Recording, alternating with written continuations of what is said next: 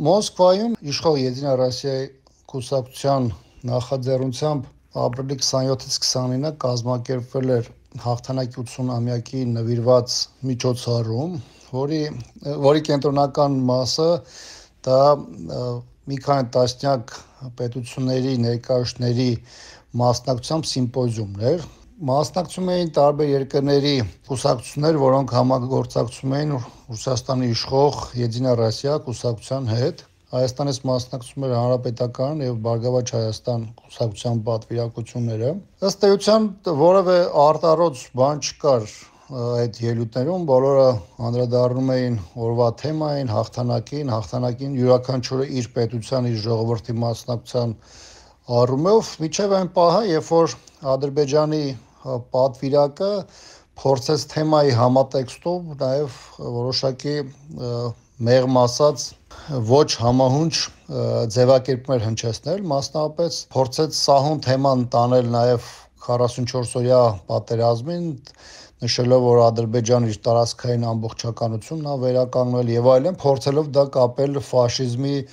դեմ պայքարին կամ հաղթանակին։ Ըստ ընթացակարգի նախատեսված էր Հայաստանը ներկայացնող երկու ուժերի մեկական ներկայացուցի զեկույցներ։ Երկուսի դեպքում էլ ես կարող եմ ասել, որ նախատեսել էին անդրադառնային բուն օրվա թեմային, հաղթանակի 80-ամյակին եւ հայ ժողովրդի մասնակցությանը Հայաստանում տեղի ունեցող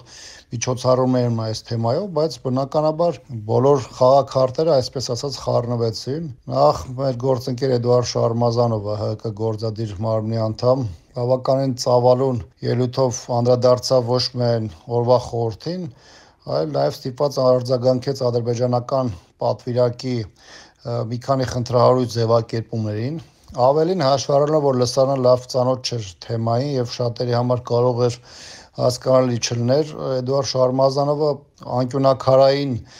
ձևակերպումներ արեց Լեռնային Ղարաբաղի Հանրապետության շուրջ ստեղծված իրավիճակի, Ադրբեջանի կողմից միջազգային իրավունքի խախտումներին, ուժի կիրառմանը, արցախցիների բռնի տեղահանությանը, ինչը ակնհայտորեն դուր չեկավ ադրբեջանական պատվիրակությանը, ովքեր փորձում են նաև տեղից որոշակի արտահայտություններ, ռեպլիկներ հնչեցնել, բայց բնականաբար սադրանքը ադրբեջանական տեղի չունեցավ եւ Շարմազանովը ամբողջությամբ իր ելույթը ավարտեց։ Դրանից հետո, չնայած նախաձեռնողները միջոցառման փորձում էին կանխել մեր մյուս պատվիրակի ելույթը, ոչ այնքան ելույթը, որքան դրանով հնարավոր պատասխաներ արձագանքին, բայց բնականաբար դա եւս չստացվեց։ Իվետա Տոնոյանը